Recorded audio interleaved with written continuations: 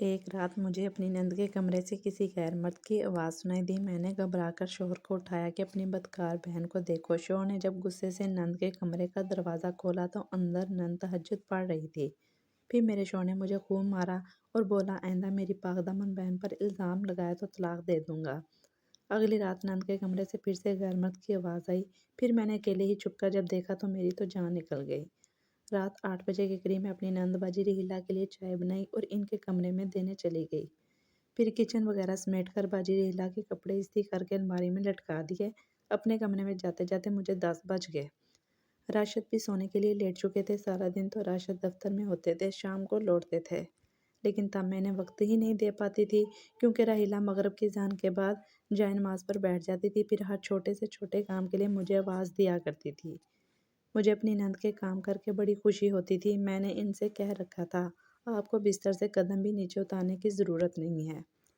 میری شادی کو 3 سال ہو چکے تھے مگر ابھی تک میری گود ہری نہیں ہو سکی۔ میری نند بڑی عبادت گزار اور نیک صالحہ لڑکی تھی۔ راشد کہتے تھے، باجی رحیلہ کی ہر دعا قبول ہوتی ہے، اس لیے تم ان سے دعا کروایا کرو، اور میں ان کی بات سن کر اکثر ان سے دعا کرواتی تھی۔ ہمارے پڑوس میں باجی رحیلہ کا بہت دبدبہ تھا۔ کسی کا بھی بچہ بیمار ہوتا وہ ان سے ہی دعا کروانے آتے تھے۔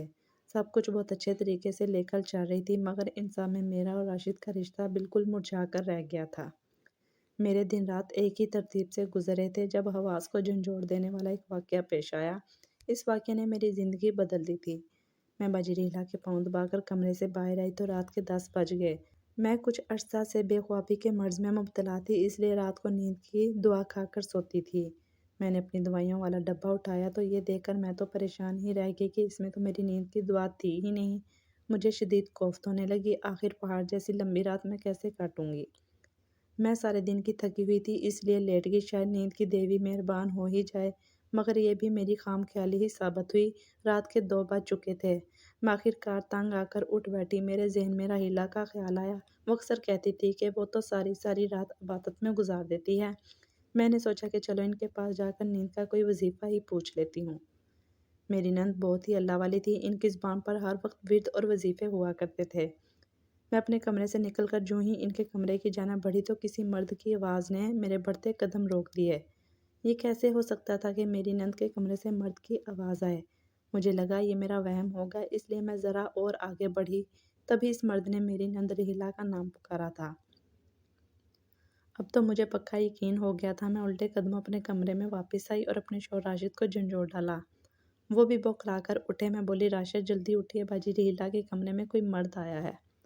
راشد ایک دم غصے میں آ گئے اور بولے، میں تیری زبان کھینچ لوں گا، میری بہن کے متعلق سوچ سمجھ کر الفاظ استعمال کرو۔ میں نے راشد کا ہاتھ پکڑا اور انہیں باہر کی جانب کھینچا اور کہا، ایک بار میرے ساتھ تو چلیں، اپنی آنکھوں سے دیکھ لیں۔ راشد مجھے کھا جانے والی نظروں سے گھورتا ہوا میرے پیچھے چل پڑا۔ میں نے ایک دم سے ہی اپنی نند کے کمرے کا دروازہ کھول ڈالا تاکہ اسے سنبھلنے کا بھی موقع نہ ملے۔ میں اور راشد تو سامنے دیکھ کر حیران ہو گئے۔ میری نند جائے نماز پر بیٹھی تہجد پڑھنے میں مصروف تھی۔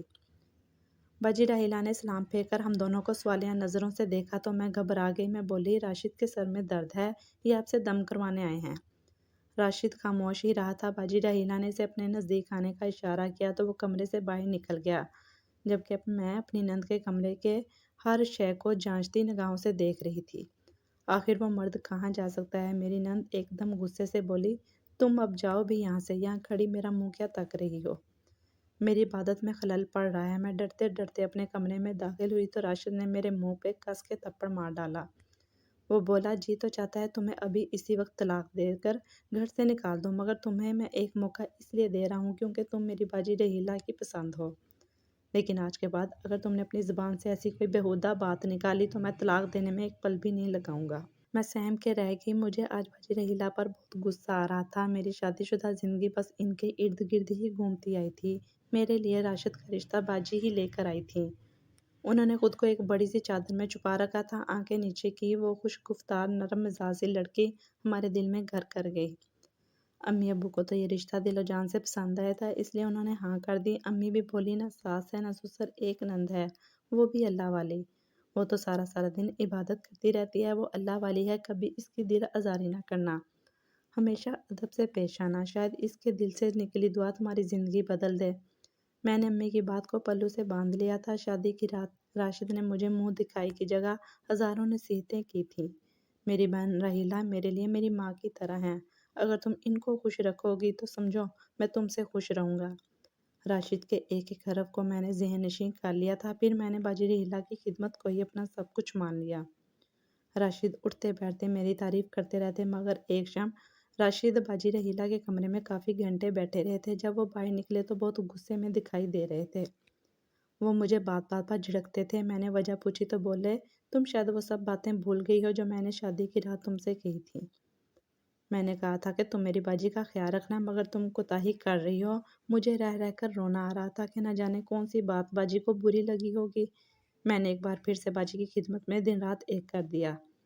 راشد بھی ایک بار پھر مجھ سے راضی رہنے لگے تھے۔ ایک دن میں نے راشد سے ضد کی، راشد مجھے باہر کھانا کھلانے لے چلیں۔ ہم دونوں میاں بیوی شادی کے 6 ماہ کے بعد کہیں گھومنے پھرنے گئے تھے۔ ہم دونوں ہی بہت خوش تھے۔ راشد نے مجھ سے وعدہ کیا تھا کہ وہ اکثر مجھے گھمانے پھرانے لے کر جایا کریں گے، لیکن مجھے معلوم نہ تھا کہ وہ اپنا یہ وعدہ پورا نہیں کر پائیں گے۔ ہم گھر لوٹے تو گھر کا منظر دیکھ کر دنگ ہی رہ گئے تھے۔ باجی کچن میں بیٹھی رو رہی تھی۔ ان کے دونوں ہاتھوں میں ان کے والدین کی تصویریں تھیں اور وہ زاروں قطار روتی چلی جا رہی تھی۔ وہ بار بار دہائی دیتی کہ ابا آپ کے جانے کے بعد راشد بھی بدل گیا ہے، جبکہ بھابھی تو مجھے جوتے کی نوک پہ رکھتی ہے۔ راشد ایک دم سے مجھے حیرت بھری نگاہوں سے دیکھنے لگے تھے۔ راشد نے باجی راحیلہ کے پاؤں پکڑ کر معافی مانگی، تب کہیں جا کر ان کا غصہ کچھ کم ہوا۔ لیکن راشد کا غصہ مزید بڑھ گیا۔ وہ غصے سے بولے، آخر تم میرے پیچھے سے میری بہن کے ساتھ کیسا سلوک کرتی ہو؟ وہ ہر وقت تمہاری شکایت کرتی رہتی ہیں۔ میں نے انہیں یقین دلانے کی کوشش کی کہ میں باجی راحیلہ کا بہت خیال رکھتی ہوں۔ مجھے تب یہ لگتا تھا کہ جس طرح اللہ کی رضا حاصل کرنا مشکل ہے، اسی طرح اللہ کے خاص بندوں کو بھی راضی کرنا مشکل ہی ہے۔ میں نے باجی راحیلہ کی بہت خدمت کی، مگر وہ تو ناشکری سی تھی۔ اب زندگی میں بہت آگے بڑھ کر مجھے احساس ہوا تھا کہ اللہ کی رضا حاصل کرنا تو بہت آسان ہے۔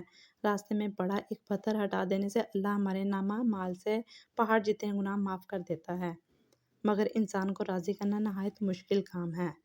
اب جب مجھے باجی کے کمرے سے مرد کی آواز آئی تو مجھے لگا تھا کہ جیسے میرے ہاتھ میں نجات کی کنجی آ گئی ہے۔ آج سے پہلے تو مجھے اس بات کا احساس ہی نہیں تھا کہ میں تو باجی راحیلہ سے شدید نفرت کرتی ہوں۔ میری شادی شدہ زندگی کو ان کی وجہ سے گرہن لگ چکا ہے۔ اب میں نے سوچ لیا تھا کہ میں باجی راحیلہ کی اصلیت خود ہی جان کر رہوں گی اور راشد کی آنکھوں پہ جو پٹی بندھی ہوئی ہے اسے اتار دوں گی۔ میں نے اپنے آنسو پوچھ ڈالے اور سونے کے لیے لیٹ گئی۔ معمول کے مطابق اپنے کام کاج میں مصروف ہو گئی تو ایک دم سے باجی میرے پاس آئی اور مجھے کھا جانے والی نگاہوں سے دیکھ کر بولی، کل تم میرے کمرے میں کیا لینے آئی تھی؟ میں بھی ان کی آنکھوں میں آنکھیں ڈال کر بولی، کل رات مجھے آپ کے کمرے سے کسی مرد کے بولنے کی آواز آ رہی تھی۔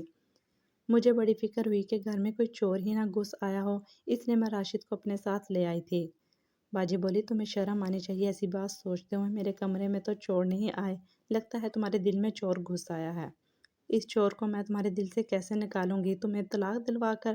میں نے ایک بار ہی اگر راشد کو کہہ دیا نا کہ وہ تمہیں طلاق دے دے تو وہ مجھ سے دوسرا سوال بھی نہیں کرے گا اور تمہارے ہاتھ میں طلاق کا پروانہ تھما کر چلتا کرے گا۔ میں طلاق کی دھمکی سے سہم گئی، اس لیے خاموش رہی۔ میں ہر رات کی طرح آج بھی سارے کام معمول کے مطابق ہی نپٹا کر کمرے میں داخل ہوئی تھی۔ راشد حسب معمول سو چکے تھے۔ میں بھی لیٹ گئی، جبکہ میرے کان ابھی بھی باہر کی جانب ہی لگے ہوئے تھے۔ میں ہر آہٹ پر چونک سی جاتی تھی۔ پھر جب رات کا 1 بج گیا تو میں بڑی ہمت کر کے دبے پاؤں اٹھ کر کمرے سے باہر نکل آئی تھی۔ میں نے اپنے کان ان کے کمرے کی کھڑکی سے لگا دیے۔ باجی راحیلہ کسی سے مخاطب تھی۔ وہ کہہ رہی تھی، میں بڑی مشکل سے دن کاٹتی ہوں، مجھے یہ انتظار ہوتا ہے کہ کب رات ہوگی اور کب تم سے ملاقات ہوگی۔ پھر مرد کی آواز میرے کانوں میں پڑی۔ وہ بولا، راحیلہ میرا بھی یہی حال ہے، کاش ہم ایک ساتھ رہ سکتے۔ میں اتنا ہی سن کر اپنے کمرے میں لوٹ آئی تھی۔ میرا ہر شک اب دور ہو چکا تھا۔ وہ عبادت گزار ہونے کا محض ڈرامہ رچائے بیٹھی تھی۔ اب میں باجی راحیلہ کا اصلی چہرہ راشد کو دکھانا چاہتی تھی، مگر یہ کام دنیا کا مشکل ترین کام لگتا تھا، کیونکہ وہ اپنی بہن پر اندھا اعتماد کرتا تھا۔ صبح ہوئی تو راشد کے چہرے پر اب بھی 12 بجے ہوئے تھے۔ میں نے ان کو منانے کی کوشش کی تو وہ مان گئے، مگر شکوہ کرنا نہ بھولے تھے۔ وہ بولے، آئندہ کبھی بھی میری بہن کے متعلق کوئی غلط بات نہ کرنا، میں برداشت نہیں کر پاؤں گا۔ غصے میں ایسے ہی تمہیں طلاق دے بیٹھوں گا، پھر ہم دونوں کے ہاتھ پچھتاوے کے سوا کچھ بھی نہیں آئے گا۔ تم سمجھتی کیوں نہیں ہو؟ میں ان کی بات سن کر پریشان ہو گئی تھی، لیکن میں نے ان کا دھیان دوسری طرف لگا دیا۔ میں نے ان سے کہا آج آپ جلدی آفس سے واپس آ جائیں کیونکہ ہم نے ڈاکٹر کے پاس جانا ہے۔ ہم اولاد کے لیے علاج کروا رہے تھے اور کچھ روز پہلے ہی ڈاکٹر نے ہمارے ٹیسٹ کروائے تھے جس کی رپورٹ آج ملتی۔ میں شام کو تیار ہو کر بیٹھ گئی۔ راشد جیسے ہی آئے ہم ڈاکٹر کے پاس جانے کے لیے گھر سے نکل گئے۔ ڈاکٹر نے ہم دونوں کو بڑے غور سے دیکھا، پھر بولے آپ لوگ اولاد کی خاطر علاج کیوں کروا رہے ہیں جب آپ اولاد چاہتے ہی نہیں؟ میں نے حیرت سے ڈاکٹر کی جانب دیکھ کر پوچھا آپ کیا کہنا چاہتے ہیں؟ ڈاکٹر بولے آپ دونوں کی رپورٹ سے پتہ چلا ہے کہ آپ دونوں ہی حمل روکنے کی دوا استعمال کر رہے ہیں۔ ہم دونوں کے سر پر تو آسمان ہی گر پڑا تھا۔ آخر یہ کیسا ہو سکتا تھا؟ میں نے راشد کو شک کی نگاہوں سے دیکھا جبکہ وہ مجھ پر شک کیے بیٹھا تھا۔ واپسی کا راستہ ہم دونوں نے بڑی خاموشی سے طے کیا تھا۔ پھر محلے میں داخل ہوتے ہی گاڑی کا پٹرول ختم ہو گیا۔ راشد مزید غصے میں آ گئے۔ ہم دونوں ہی گاڑی سے نکل کر پیدل ہی گھر کی جانب چل پڑے تھے۔ مین گیٹ ہمیں کھلا ہی ملا تھا۔ ہم دونوں گھر میں داخل ہوئے تو باجی کی آواز آئی اور ہمارے قدم وہیں پہ رک گئے۔ جلدی کرو، آج ہم بھاگ کر ہمیشہ ہمیشہ کے لیے یہاں سے چلے جائیں گے۔ راشد کی آنکھوں میں خون اتر آیا تھا۔ وہ بھاگتے ہوئے لاؤنج میں داخل ہوا تھا۔ میں بھی ان کے پیچھے ہی تھی۔ راشد نے لاؤنج میں داخل ہوتے ہی اس مرد کو گریبان سے پکڑ لیا۔ انہوں نے مکوں اور تھپڑوں کی برسات کر دی جبکہ باجی اس آدمی کو بچانے کی سر توڑ کوشش کرتی رہی۔ پھر وہ بولی راشد تمہیں اللہ کا واسطہ ہے ایک منٹ رک کر میری بات تو سن لو، اس کو چھوڑ دو، یہ بے قصور ہے۔ راشد نے باجی کو بھی تھپڑ دے مارا۔ وہ لڑکھڑا کر صوفے پہ جا کر گر گئی۔ میں ایک دم سے گھبرا گئی تھی کہ آخر یہ ہو کیا رہا ہے۔ ایک دم سے باجی اٹھی اور میرے سامنے ہاتھ جوڑ کر بولی میری بات سنو، خدا کے واسطے مجھے بولنے کا موقع تو دے دو۔ ایک دم مجھ پر شیطان حاوی ہو گیا تھا۔ جی تو چاہ رہا تھا کہ میں بھی انہیں دھکا دے دوں، مگر اللہ کے نام پر میں نے ان کی بات سننے کا فیصلہ کیا تھا۔ وہ بولی آج سے 5 سال پہلے میری شادی عثمان سے ہو گئی تھی۔ عثمان کی ایک بہن بھی تھی جس کا نام علینا تھا، لیکن ابھی اس کا رشتہ کہیں طے نہیں پایا تھا۔ میں نے ان کا رشتہ راشد سے طے کر دیا تھا۔ میں باجی رحیلہ کی بات سن کر بے یقینی سے راشد کو دیکھتی رہ گئی۔ میری نند اپنی داستان سناتی جا رہی تھی۔ علینا کی شادی راشد سے ہو گئی، مگر علینا نے میرا جینا حرام کر دیا تھا۔ وہ گھر آ کر چھوٹی سی چھوٹی بات بھی عثمان کو بتاتی تھی۔ عثمان پھر مجھ سے لڑتا تھا۔ میں نے راشد کو کئی بار سمجھایا کہ وہ سدھر جائے، میری خاطر اس کے ناز نخرے برداشت کر لیا کرے، مگر نہ جانے اس کے من میں کیا تھا۔ راشد بھی مجھ سے لڑتا اور کہتا کہ آپ نے میرے ساتھ ظلم کیا ہے، اپنے سسرال میں اپنا مقام بنانے کے لیے اپنی نند میرے پلو سے باندھ دی ہے۔ پھر ایک دن علینا روتے ہوئے گھر واپس آ گئی۔ جب ہم نے اس سے پوچھا کہ اسے ہوا کیا ہے تو وہ روتے ہوئے بولی کہ مجھے راشد نے طلاق دے دی ہے۔ ہم سب پر تو آسمان گر پڑا تھا۔ عثمان بھی مجھ سے بہت لڑے۔ اس دن کے بعد ہمارے گھر میں روز لڑائی جھگڑے ہونے لگے تھے۔ میرے سسرال والے اور میری نند عثمان کے کان بھرتے رہتے کہ وہ مجھے طلاق دے دے۔ عثمان نے ان کے دباؤ میں آ کر مجھے طلاق دے دی۔ میں گھر واپس لوٹ آئی تو راشد نے مجھ سے رو رو کر معافیاں مانگی، مگر میرے دل میں راشد کے لیے نفرت بڑھ چکی تھی۔ راشد نے مجھے اپنی والدہ کا درجہ دے دیا تھا، مگر میں اسے نفرت کرنے لگی تھی۔ میں نے سوچ رکھا تھا کہ میں اس سب کا بدلہ اسے لے کر ہی رہوں گی۔ میں عثمان کی یاد میں سارا دن تڑپتی رہتی، رات بھر روتی رہتی۔ پھر میں نے اللہ سے لو لگا لی تو دل کو کچھ سکون ملنے لگا۔ میں نے سوچا کہ چلو میرے ساتھ تو جو ہونا تھا ہوا، میں راشد کا گھر پھر سے بات کر دوں۔ تب میں اس کا رشتہ لے کر تمہارے گھر گئی۔ سب کچھ ٹھیک تھا، مگر تمہارے آنے کے بعد عثمان ہر لمحے میرے حواس پر چھایا رہنے لگا۔ میں جب تمہیں اور راشد کو ایک ساتھ دیکھتی میرا دل حسد کی آگ میں جلنے لگا تھا۔ اس لیے میں نے تمہارے ساتھ وہ سب کیا جس سے تم عاجز آ جاؤ اور راشد کو چھوڑ کر چلی جاؤ، مگر تم بہت ڈھیٹ نکلی۔ پھر میں نے تم دونوں کے کھانے میں حمل روکنے کے لیے دوا ڈالنا شروع کر دی۔ 4 ماہ پہلے مجھے بازار میں عثمان نظر آیا تھا۔ وہ میرے پاس بھاگ کر آیا اور مجھ سے معافی تلافی کرنے لگا۔ میں نے اسے معاف کر دیا اور یوں اب ہر شب ایک دوسرے سے ملنے لگے تھے۔ میں نے اور عثمان نے ایک دوسرے کے ساتھ شادی کرنے کا ارادہ کر لیا تھا، اس لیے میں گھر چھوڑ کر جا رہی ہوں۔ باجی رحیلہ نے تو میری زندگی میں ڈائن والا کردار ادا کیا تھا۔ لاؤنج میں چھائی خاموشی کو عثمان نے ہی توڑا تھا۔ وہ بولا رحیلہ اگر میں نے تمہیں اپنانا ہوتا تو طلاق ہی کیوں دیتا؟ میں تو بس تمہیں ذلیل کرنا چاہتا تھا، جس طرح تم لوگوں نے میری بہن کو ذلیل کیا تھا، اور آج کی باتیں سننے کے بعد تو میں تمہارے منہ پر تھوکنا بھی پسند نہیں کروں گا۔ دوبارہ شادی کر کے گھر بسانا تو بڑی دور کی بات ہے۔ اتنا کہہ کر عثمان آگے بڑھ گیا تھا۔ باجی رحیلہ عثمان کے پیچھے گیٹ تک گئی۔ پھر راشد نے باجی کو کلائی سے پکڑ کر ان کے کمرے میں بند کر دیا، اور اس واقعے کے 3 دن بعد ہی راشد نے باجی کا نکاح ایک 60 سالہ بڈھے سے کر دیا۔ راشد نے ان کو رخصت کرتے ہوئے کہا تھا آج میرا اور تمہارا رشتہ ختم ہو گیا، اپنا گھر بسا لو، اس میں تمہاری بہتری ہے۔ اگر تم طلاق لے کر واپس آ گئے تو میں تمہیں اس گھر میں نہیں رکھوں گا، اس گھر کے دروازے تمہیں بند ملیں گے۔ پھر راشد نے مجھ سے ہاتھ جوڑ کر معافی مانگ لی تھی۔ میں نے بھی دل بڑا کر کے انہیں معاف کر دیا تھا۔ اللہ پاک نے مجھے جڑواں بیٹوں سے بھی نواز دیا ہے۔ اب ہماری زندگی میں خوشیاں ہی خوشیاں ہیں، کیونکہ ہمارے گھر سے باجی رحیلہ کا منحوس سایہ جو ٹل گیا تھا۔